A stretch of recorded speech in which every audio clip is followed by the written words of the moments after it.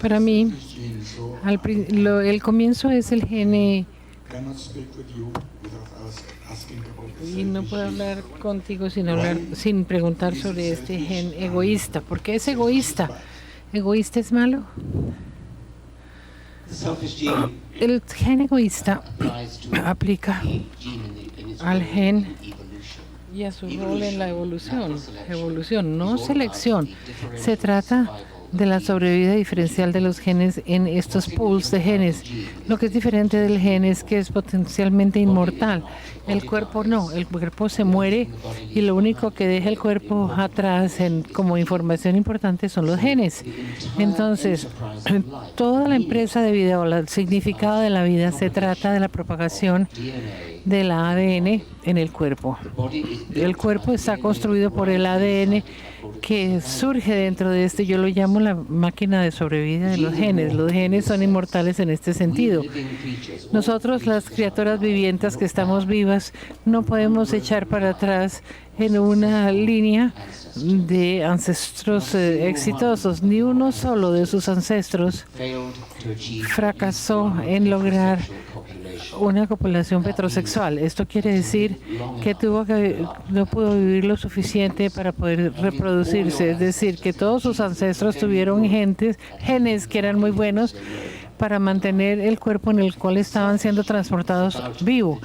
Y el gen egoísta se trata de un gen a diferencia de sus rivales dentro de este pool de genes que se llama alelos. Y en cierta forma es un elemento de competencia en el proceso de selección natural. Anteriormente la gente pensaba que la selección natural se trataba de la sobrevida diferencial de las especies, pero no, se trata de la sobrevida de los genes, porque los genes potencialmente son inmortales. Por lo tanto, la diferencia que tenemos entre el que sobrevive y el que no sobrevive es permanente e importante. Padre Remolina, ayer, después de reconocer que Adán nunca había existido, sugería que el gen egoísta de hecho es el pecado original. What do you think about it? Well, of course, Adam and Eve never existed. No, yo no creo que se haya sugerido que ellos habían existido realmente. El pecado original, yo creo que en Bogotá dije que cuando surgió el pecado original, dos clérigos, uno en mi colegio de Oxford les recordó del pecado original. La mente clerical piensa en cuanto a símbolos y alegorías. Por eso es que yo debo apelar a ellos. No me parece una forma de mucha ayuda para poderlo ver así.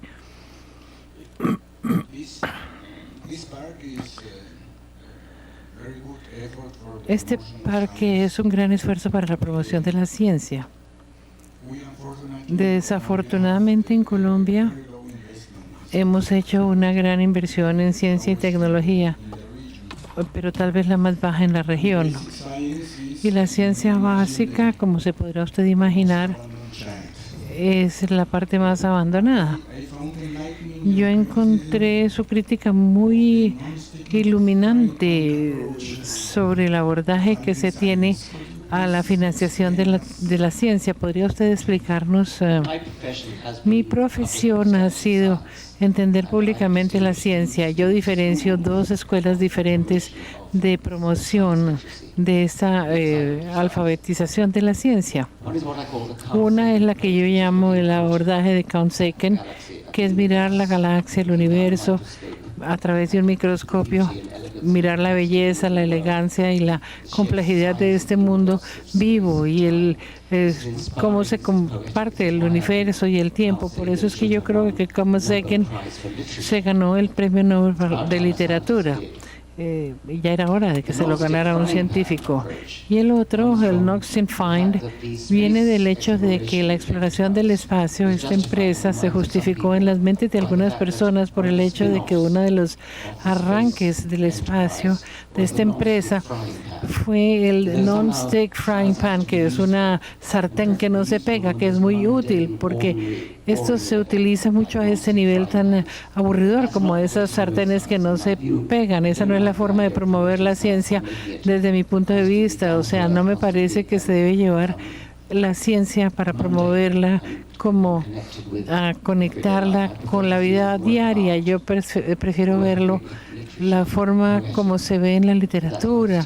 Esa es la diferenciación que tengo yo entre Consec y el abordaje del que llamamos la sartén que no se pega.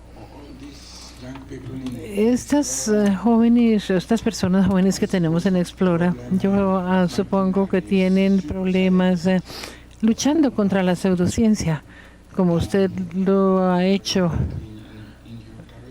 muy brillantemente en su carrera. ¿Cómo se puede diferenciar o cómo lo hizo usted? ¿Cómo nos puede ayudar a nosotros a diferenciar entre la pseudociencia y la ciencia? ¿Existe una razón para dudar de que la buena energía se concentra en el cuarzo cuando ustedes colocan, por ejemplo, la luz de la luna en Machu Picchu? Bueno, el poeta y escritor británico, un gran católico, Chester Chesterton, dice que cuando la gente deja de creer en Dios, deja de creer en todo. Y esto es un paso que lo podríamos reprender. Cuando ellos dejan de creer en la razón y en la ciencia y en el pensamiento basado en la evidencia, pues es cierto, a medida que declina la religión parece que hay una tendencia en las personas en creer en cualquier cosa.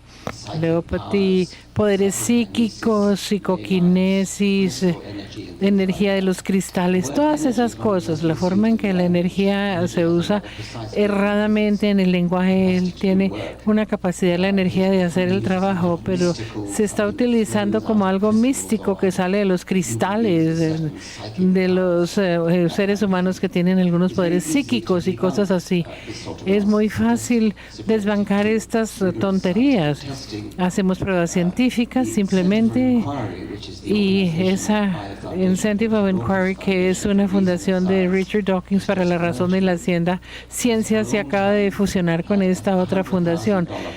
Tiene un premio de $100,000 para cualquiera que pueda demostrar bajo condiciones controladas científicas que tienen poderes psíquicos o supernaturales. Ahí está el dinero todavía, no la han reclamado porque nadie se la ha ganado. No es difícil hacer la prueba porque hacemos ensayos doble ciego cuando todo el mundo sabe cuál es la diferencia entre lo controlado y lo experimental. Es en condiciones doble ciego controladas, todo lo demás falla. Digamos, en que se hizo un ejercicio en la televisión de esto, que se hizo una prueba en el agua y todos estaban convencidos que lo podían hacer, pero bajo condiciones doble ciego controladas no se les permitía tener nada externo y fallaron. Y estaban molestos porque estaban, sí, bien molestos. Esta es una anécdota excelente que he oído de que Henry Fraser, que es uno de los funcionarios que se presenta para la consulta, él quería participar en un ensayo doble ciego controlado sobre homeopatía, pero como pueden esperar ustedes, el remedio homeopático falló. Y él estaba haciendo un ensayo y dijo, ven, por eso es que no hacemos esos ensayos doble ciego ya, porque nunca funcionan. Tienes toda la razón.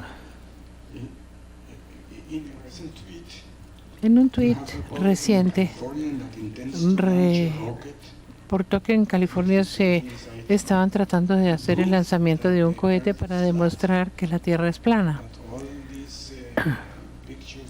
Que todas esas imágenes de la NASA son como una conspiración de algún tipo. ¿Cree usted que es factible convencer a las personas de que la Tierra es plana y que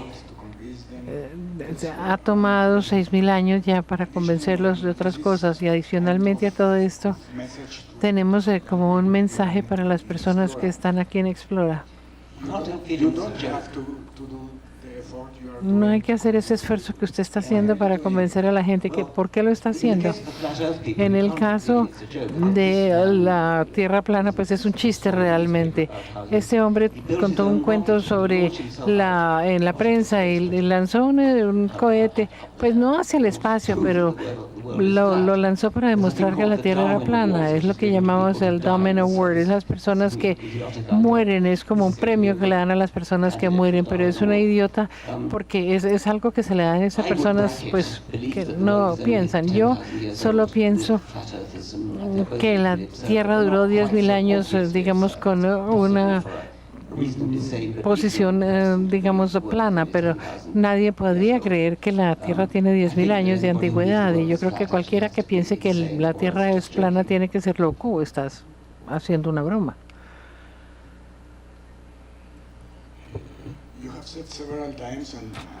Just a moment ago also that Carl Sagan. Usted dijo varias veces y hace poco que Carl Sagan merece el Premio Nobel de Literatura.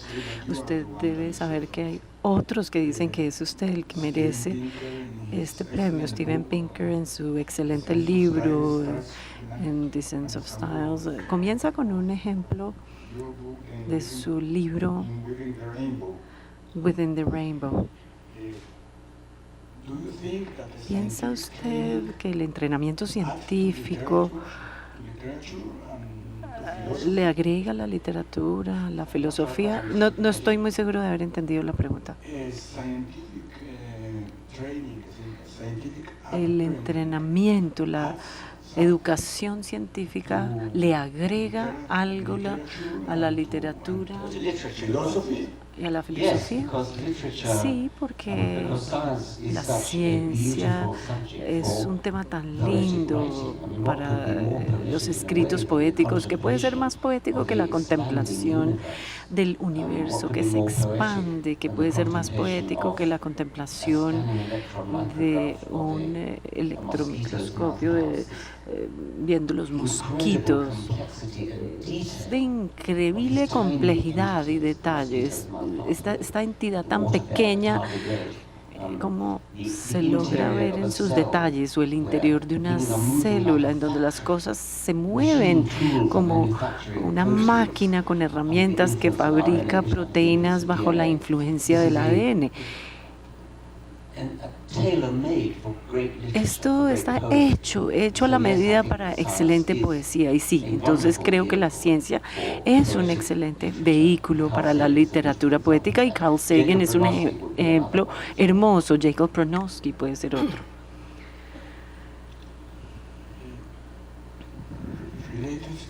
Con relación a esto, usted dijo alguna vez que la naturaleza, afortunada o desafortunadamente, es indiferente a algo tan parroquial como los valores humanos. ¿Cómo podemos hacer una buena ciencia y también mejorar nuestro sistema moral, la ética? Bueno, sí necesitamos una lección en humildad. La humanidad ha recibido muchas lecciones de humanidad durante muchos siglos. Cuando descubrimos que el mundo no era el centro del universo, cuando Darwin nos demostró que somos primos de los chimpancés y otros animales y plantas, entonces sí, somos un fenómeno local en un planeta pequeño, una estrella pequeña en una galaxia ordinaria. Esta es una muy buena lección para nosotros, pero desde luego vivimos en este planeta, tenemos nuestras propias preocupaciones humanas. La ciencia es muy importante en esa escala limitada local. Entonces podemos combinar como un sentido de maravilla ante el universo, ya que estamos en él, más las necesidades que tenemos en nuestro planeta, que nos pueden ayudar a satisfacer esas necesidades.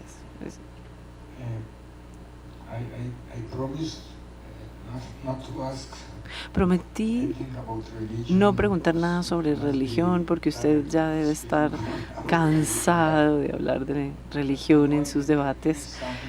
Pero de todas formas hay algo que sí quisiera preguntar. Yo me defino como un judío ateo.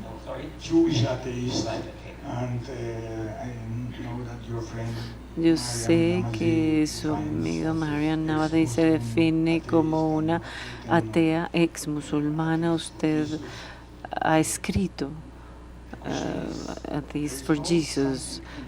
La pregunta es, ¿no hay algo importante en religión que nosotros los ateos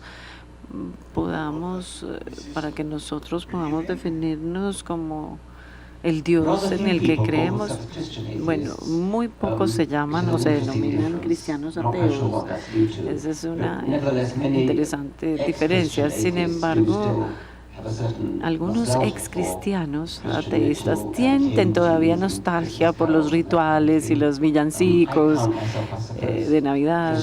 Yo supongo que soy, digamos, ex cristiano ateísta en ese sentido, pero es importante no malentender que hay que creer en algo sobrenatural. Creo que es bien importante que los judíos ateos enfaticen un poco el término ateo. De lo contrario, se alejan de la idea del Dios del Antiguo Testamento,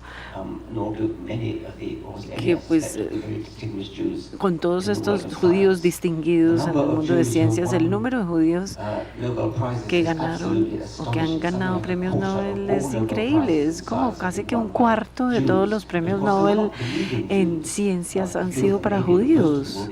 Muchos de ellos serán como usted, judíos ateos. Entonces sí, es bien importante hacer esa diferencia, esa distinción.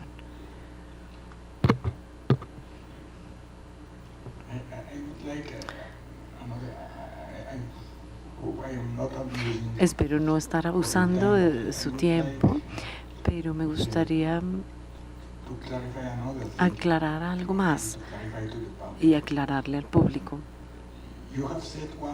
Usted dijo alguna vez que si tuviese que escribir un libro llamado El Gen Cooperativo, usted escribiría exactamente el mismo libro con las mismas palabras.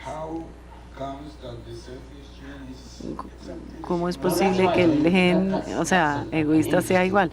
Bueno, esa es una paradoja interesante. Yo he enfatizado varias veces, no solamente con respecto al gen egoísta, sino también los libros posteriores. Los genes cooperan entre sí en el sentido de que una importante parte del ambiente contra el cual un gen se selecciona naturalmente son los otros genes en el genoma, es decir, en el individuo. Eso significa que a largo plazo los otros genes, ese grupo de genes, son la especie. Entonces estamos acostumbrados a la idea de que la selección natural favorece esto contra el ambiente en el que viven, ya sea el desierto, el mar. Mi punto ahora es que una gran parte del ambiente en el que un gen se selecciona naturalmente son los otros genes de ese pool de genes. Se seleccionan por su capacidad de cooperar con los otros genes y muy probablemente se encuentran en una asociación de cuerpos, en un pool de genes. Eso significa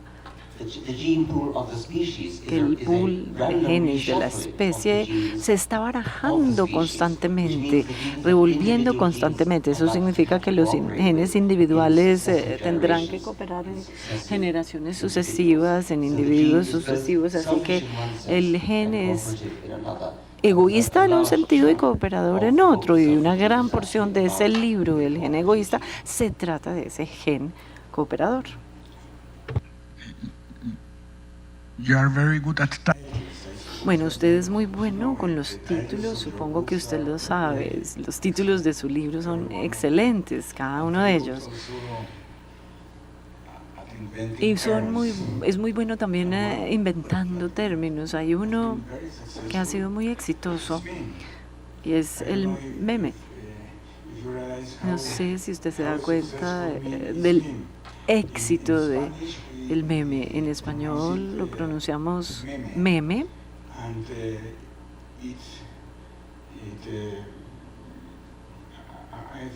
Y pienso que mutó un poco en español. Su significado es más bien el del muñequito exitoso que vemos dentro de la evolución cultural y biológica. ¿Es esa una analogía? Bueno, es una analogía. El gen es lo que sobrevive en las generaciones, pero la selección natural es potencialmente un fenómeno mayor. Puede suceder en cualquier cosa donde las cosas se copian. El ADN se copia, es un replicador, y hay otros tipos de replicadores. El replicador cultural es algo que se copia, se imita de cerebro a cerebro mediante palabra escrita, palabra hablada, imitando ese tipo de cosas. El uso de adolescentes de meme que se relaciona con escribir en lugar de palabras algunas imágenes, pero quisieras formular esa pregunta. Bueno, tú dices amablemente que yo me invento los títulos. Estoy luchando con inventarme un título para mi próximo libro. El título por ahora será Ateísmo para los niños. No creo que los publicistas y los editores quieran aceptarlo. Entonces estoy buscando unos títulos alternativos. Una posibilidad es Mamá, creo que soy ateo. Ese puede ser uno. ¿Alguna sugerencia del público en cuanto a un buen título que complazca a las agencias editoriales y que también venda? ¿Se puede usar para vender el libro? Bueno, pues esa será la tarea que tendremos. Tal vez no debía haberme adelantado a contarles sobre esto. Bueno, prometí hacer solo 4 preguntas y estoy como pasándome del límite. Pero bueno, me gustaría hacer una adicional. Más o menos hace un año estaba en una una conversación que usted tuvo con India Sweeney en Indianápolis. Era un día oscuro, nubloso, después de la elección de Trump en Estados Unidos, y el público estaba así como medio con el ánimo bajo. Y una de las preguntas de Julia Sweeney, pidiendo también orientación o consejo, yo escribí su respuesta. Su respuesta fue, o su consejo fue, educación, educación, educación, pensamiento crítico y pensamiento estadístico. Así que me sentí muy complacido con esa sugerencia, ese consejo. Volveré a Colombia y llegué diciendo, Dawkins dice que debemos pensar es en educación, educación, etc. Y alguien me dijo que esto era como un discurso para países ricos y que aquí teníamos algunas necesidades más urgentes. ¿Usted cree que la receta también nos puede servir a nosotros? Sí, primero que todo, creo que nadie que sea educado o capaz de tener pensamiento crítico hubiese podido votar por Donald Trump.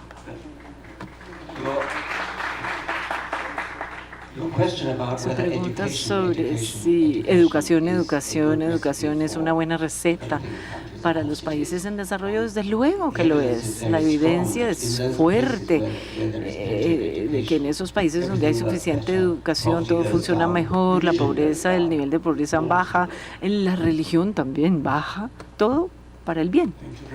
Muchísimas gracias. Si usted quisiera dar algún consejo adicional a estos jóvenes que trabajan con la ciencia y que están tratando de promover la ciencia entre los niños y la población mayor, ¿cuál sería? La ciencia es emocionante, es inspiradora y es útil, pero lo más importante es que es una excelente experiencia estética, es algo que nadie puede morir sin entenderla primero o sin haberla entendido. Muchas gracias.